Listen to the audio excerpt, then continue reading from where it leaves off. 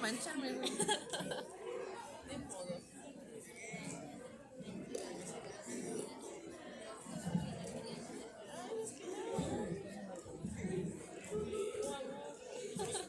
Cada vez que volteo, se me hace más rápido.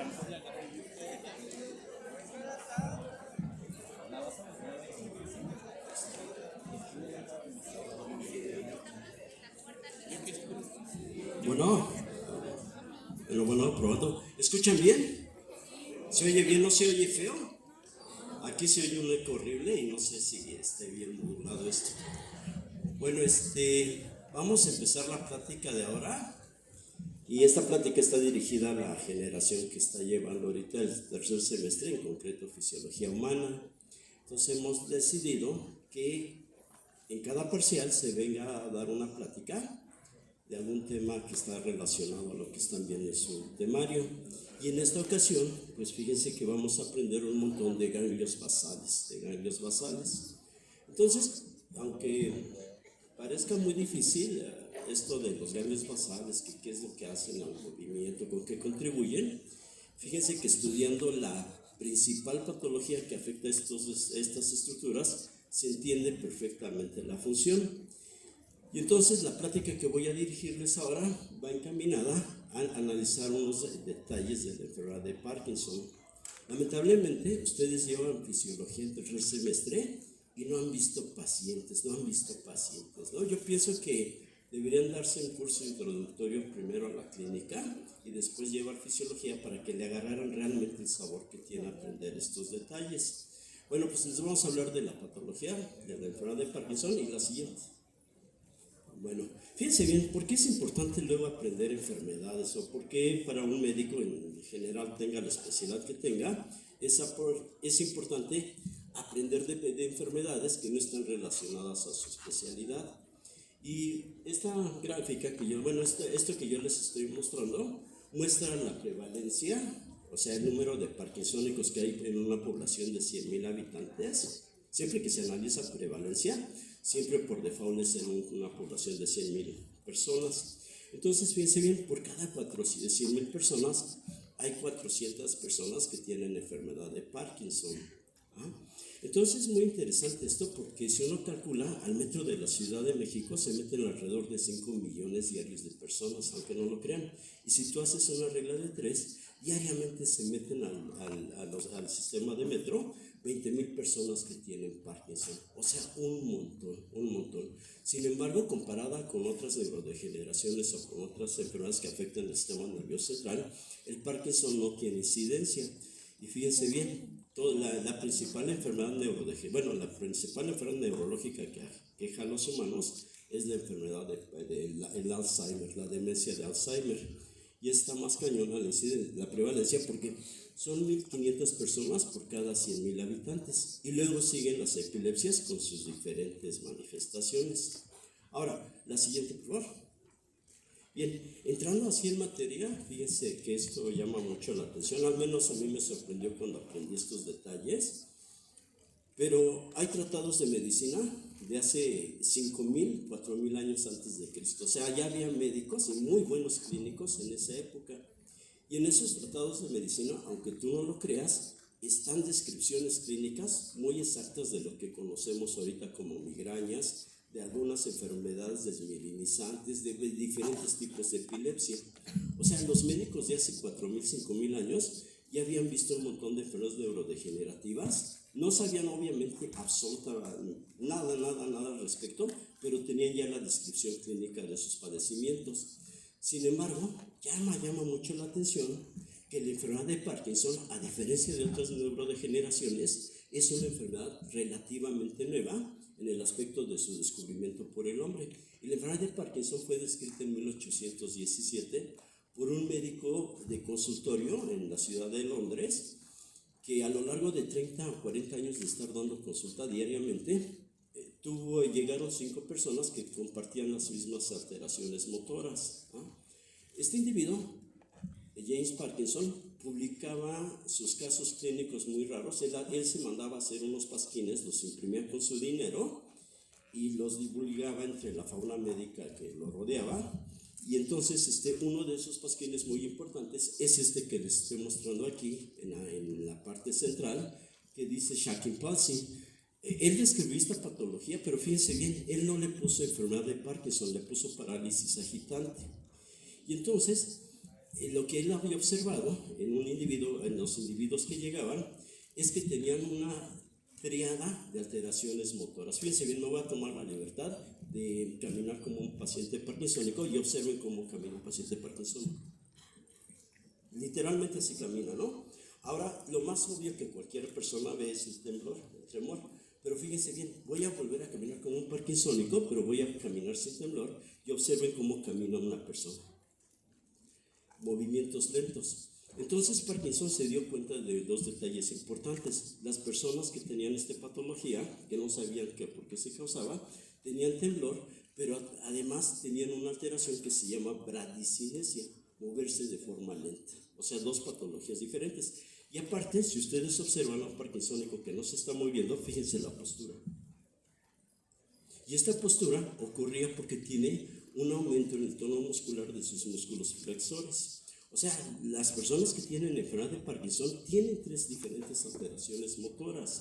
Tienen un temblor, tienen la rigidez muscular, que es muy incapacitante, pero sobre todo tienen bradicinesia, se mueven lento, tres alteraciones motoras. Ahora fíjense bien, esto es muy interesante porque aunque no viene en un curso de fisio que se dé en licenciatura esto, pero nosotros cuando nos movemos, los mamíferos, nos movemos en paquetes de movimiento. Cuando yo hago esto, ustedes ven que muevo continuamente la mano, porque esa es la velocidad de procesamiento de información de mi sistema nervioso central.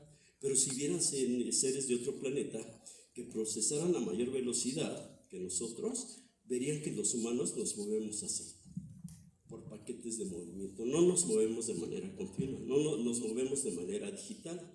Y lo interesante es que nosotros tenemos en el movimiento una frecuencia de 10 Hz. Es decir, si de aquí a acá dura un segundo en el movimiento de mi dedo, aunque ustedes no lo crean, yo me paro 10 veces y hago esto. Pero lo interesante es que si yo agarrara una hoja de papel, fíjense bien, si yo agarrara una hoja de papel y la viera así, ustedes verían ese temblor. Este temblor fisiológico es un temblor de 10 Hz, porque así es como está ajustado el sistema motor de manera digital. ¿Sí me siguen? Ahora, fíjense bien, lo increíble es que las personas que tienen Parkinson tiemblan menos que cualquier persona normal. El temblor del parkinsónico es un temblor de 4 Hz. Los parkinsónicos tiemblan, tú puedes ver el signo de contamonedas cuando es muy avanzada la patología y puedes ver el temblor, pero ¿qué crees? Por lo mismo que oscilan con baja frecuencia, tú puedes ver las amplitudes del movimiento. O sea, dicho de otra manera, aunque parezca una estupidez, pero así es, los parkinsónicos tienen menor temblor que el individuo normal. Y eso es lo que había descrito James Parkinson en 1817, que nadie había descrito, no había descrito las patologías. Ahora, fíjense bien, es que no existía el Parkinson antes es que el Parkinson es una enfermedad reciente o el Parkinson siempre ha existido. Y lo interesante es que el Parkinson no se podía detectar antes porque la expectativa de vida de un humano era como de 40 años, compadre. Imagínate haber vivido en 1780, 1615, ¿no? O cuando descubrieron el continente, 1490, 92, la expectativa de vida era de 30 años, 40 años. O sea que si un viejo llegaba a la edad que yo tengo, era más o menos como un maestro Yoda en esa época, pero era realmente ver personas viejas en esa época, ¿no? Por muchos factores.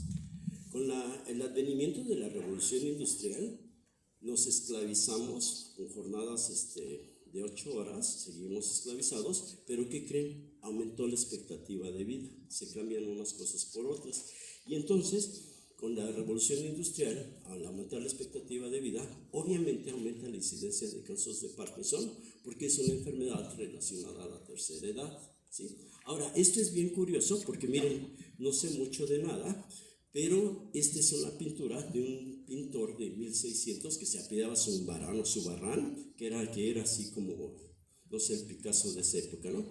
Y si ustedes observan, en 1500 y cacho, él ya pintaba a un individuo individuo que tenía Parkinson. El monje este que está aquí tiene la postura clásica de un parkinsónico. O sea, ya había Parkinson, pero no se detectaba porque eran muy poquitos las personas de la tercera edad.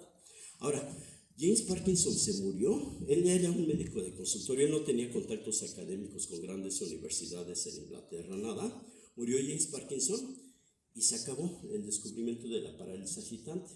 Y a finales del siglo XIX, el neurólogo más grande que ha dado la historia de la humanidad, que es Jean-Marie Charcot, del Hospital Salpêtrière en París, ese cuate se fue de vacaciones, fue a dar una plática a Londres a la sociedad científica, y a él le gustaba mucho coleccionar libros viejos, y entonces se metió en una librería de viejos, y ¿qué crees? Encontró el pasquín tirado así prácticamente en la basura, que había publicado Parkinson como 60 años antes.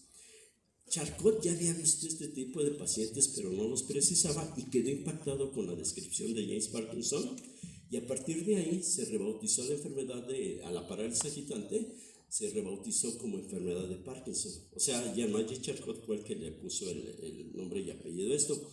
Este que estoy mostrándoles aquí es Jean-Marie Charcot, y les platico una cosa muy importante. Con Jean-Marie Charcot, en el hospital donde estaba en Salpêtrière, ¿qué crees? Fueron residentes de él los mejores neurólogos de principios del siglo XX. Sigmund Freud fue residente de neurología ahí, Pierre Babinski fue residente de ahí, Gilles de la Tourette fue residente. Hay otros neurólogos que no preciso bien, pero grandes luminarios fueron residentes de él. Ahora, la siguiente, por favor. Bueno, entonces esta es la tríada de datos motores que tiene el parkinsónico, nada más para recordar que es un temblor de mucho menos frecuencia que el temblor fisiológico. La rigidez muscular, y fíjense bien, lo que amuela a un parkinsónico no es el temblor. La incapacidad motora más cañona que tiene es la bradicinesia, porque con el paso del tiempo, ¿qué crees, papá? Estos individuos cada vez se mueven más lentos hasta que llega un momento en que ya no pueden pararse de la cama o ya no pueden pararse de una silla y quedan encarcelados dentro de su propio cuerpo. O sea, la bradicinesia a la larga se convierte en acinesia. Ahora, la siguiente, por favor. Ok. Entonces, fíjense bien.